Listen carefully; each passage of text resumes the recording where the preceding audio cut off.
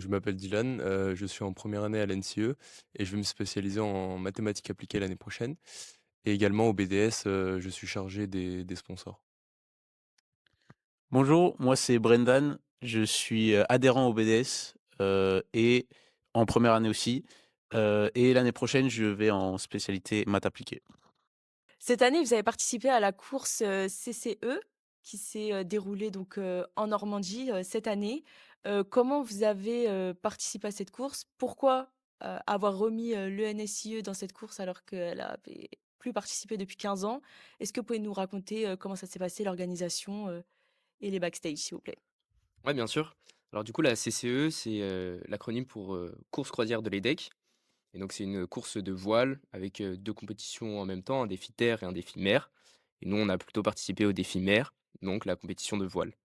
Ça regroupe, 10 000, participants, enfin qui viennent sur le campus et plus d'une, centaine au moins d'équipages, différents, juste pour le défi mer. Et on en a entendu parler en fait, en début d'année, vers octobre. Je suis tombé sur un post d'une des écoles qui y participait. C'était, Centrale, Méditerranée et donc à l'époque, justement, je savais même pas si c'était possible pour nous, d'y participer, mais l'idée, m'intéressait, fortement, de pouvoir faire, justement ce challenge pour des personnes qui sont pas, forcément à fond dans la voile, de voir si on pouvait, monter une équipe et bah, vivre un peu, cette aventure. Et donc, on a eu après, toute une première phase pour savoir si c'était possible, si, l'école, aussi acceptait et une fois, cette, confirmation eue, on a, recherché des sponsors parce que c'est un projet qui coûte, beaucoup d'argent. C'est, le projet le plus cher, du BDS, cette année et avec une, participation qui avoisine pratiquement, 10 000 € pour un équipage de 8-10 personnes qui comprend l'allocation du bateau et tous les frais, sur cette semaine. Hem et donc, pour, obtenir cet argent, on a, du coup fait appel aux sponsors. C'est plutôt nous qui démarchions les sponsors en leur expliquant, voilà ce qu'était la CCE. On a recherché un parrain aussi, pour, cette aventure, Éric Loiseau du coup, un skipper, connu, très connu, dans le monde de la voile et donc avec ce parrain, on est allé voir des marques pour leur, voilà, proposer, ce partenariat en échange, d'argent, une visibilité, très grande, du coup sur, nos réseaux, sur l'événement aussi, avec, plus de 10 000 visiteurs comme je vous avais dit, mais aussi, également au sein de l'école et c'est principalement ce qui intéresse, les sponsors, c'est de pouvoir avoir, une place au sein de notre école et après cette recherche, de sponsors, on a pu, relever un minimum de fonds. Alors effectivement, on n'a pas eu assez de fonds parce que, les sponsors étaient pas très, réceptifs.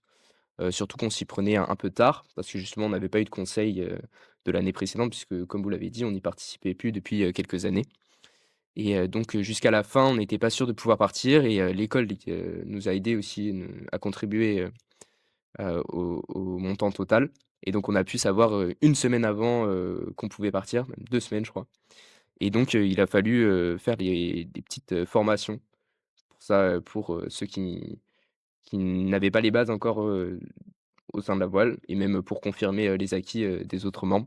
Donc voilà, peut-être, je vais vous laisser, en parler.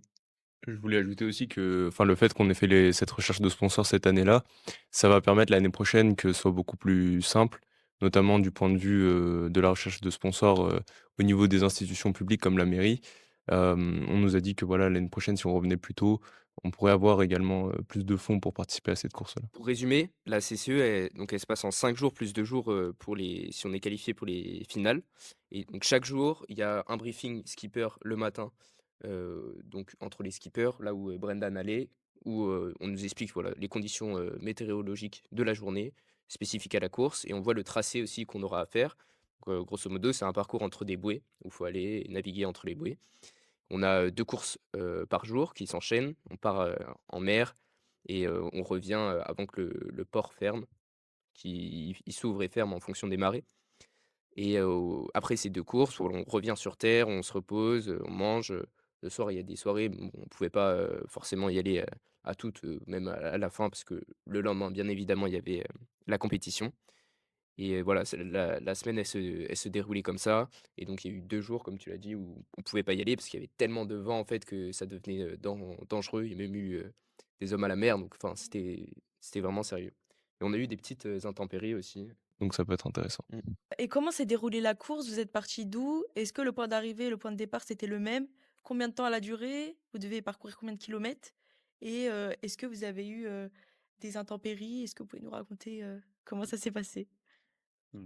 Et est-ce que vous comptez, continuer l'année prochaine? Est-ce qu'il y a l'édition 2027 qui se prépare? Ah oui, certainement. Bah, celle-là, déjà, elle était incroyable. Enfin, c'est une expérience unique. Franchement, je m'en souviendrai pendant longtemps. Que ce soit l'ambiance du camping, que ce soit bah, la course, tout l'événement sportif. En fait, il y a une organisation immense derrière. Il y a plein de stands d'entreprise sur le village jour. Ensuite, il y a le village nuit, où il y a plutôt les soirées avec, je sais pas, mais 1000 personnes, 2000 personnes qui viennent faire des soirées là-bas. Donc, on rencontre plein de gens aussi, des étudiants en commerce, en médecine ou en ingénieur comme nous. Non, c'est vraiment une expérience. Si vous êtes en école d'ingénieur, c'est l'expérience à ne pas louper, quoi. Donc moi, pour cette année, j'étais le skipper du bateau. Donc skipper, c'est un peu le capitaine. Et en effet, j'ai dû préparer une formation pour ceux qui n'avaient pas trop fait de voile. Heu, En gros, j'ai appris, donc les bases, du vent, de la navigation en général, les postes sur un bateau, et aussi comment gréer donc monter, la voile et le bateau en général. Et grâce à ça, l'équipage a super bien, fonctionné. On a très bien, réussi, tous nos postes et je trouve on a fait un super boulot, sur ça grâce à ces formations. Et donc le premier jour avec Joshua, on est resté sur terre et sauf que le premier jour et bah, il y a eu, ce petit incident qui a fait que, à la première course, il y a un boulon qui a lâché au niveau de la grand voile, Mmh. qui fait que la grand voile était libre et donc ils ont dû faire appel à la sécurité pour, fixer ça et évidemment, bah, 1re course, voilà, ça met très mal, mais bon, ils ont continué avec la 2e, ils ont eu une deuxième chance pour se rattraper, donc il y avait pas de souci et à part ça, vers la fin du voyage, on avait un vent vraiment, très, très fort, quoi et on avait remarqué, bah, que le bateau, levait beaucoup, qu'on allait assez vite et malheureusement, il y a une des voiles qui s'est déchirée, donc le foc et C'est la voile avant. et c'est ça, voilà. Pour expliquer, c'est la voile qu'il y a devant, la petite voile devant et c'est juste, dû aux conditions, on pouvait rien y faire. Après, je pense pas que ça s'est joué sur ça non plus, vraiment. Autre que ça, sinon avec spi, foc et grand voile et donc grâce à ça, on a pu, vraiment, profiter de la voile, très physique. J80, la classe de bateau qu'on a choisi. Ouais, donc la course, c'est sur, 5 jours. Il y a normalement, il y a entre 2 et 4 courses par jour. Donc une course, en gros, c'est un parcours. Heu et ensuite, le soir, on revient à terre et bah, en fait, c'est la fête, on s'amuse.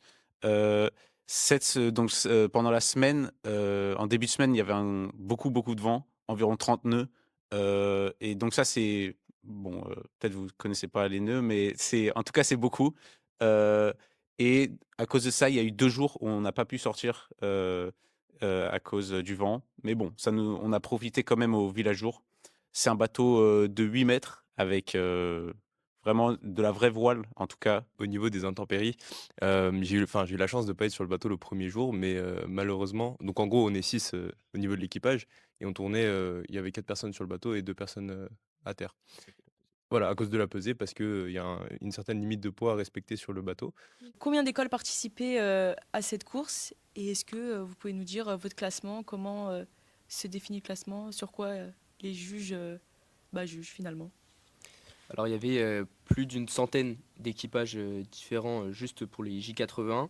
Après il y avait aussi, une compétition entre habitables, donc c'est des bateaux, plus grands et d'éphémères. Donc il y a à peu près, 200 écoles qui ont participé, à cette et pour, donc la partie de la course, ils jugent, du coup en fonction du temps que le premier a mis pour, finir et à partir de cela, on a, une demi-heure, il me semble, pour arriver et si on dépasse ce temps-là, on est, compté comme, disqualifié.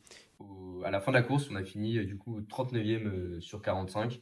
Donc voilà, à cause, de la casse et aussi parce qu'on était un équipage, 100 étudiants. Parce qu'on avait la chance d'avoir un skipper, dans notre école, ce qui n'est pas le cas des autres, équipages forcément. Certains avaient, loué des skippers, pour y participer. Donc voilà, on est fiers de cette, performance quand même et ça a été un plaisir, de partager ça, voilà, entre potes et pour représenter, notre école, lors d'événements sportifs.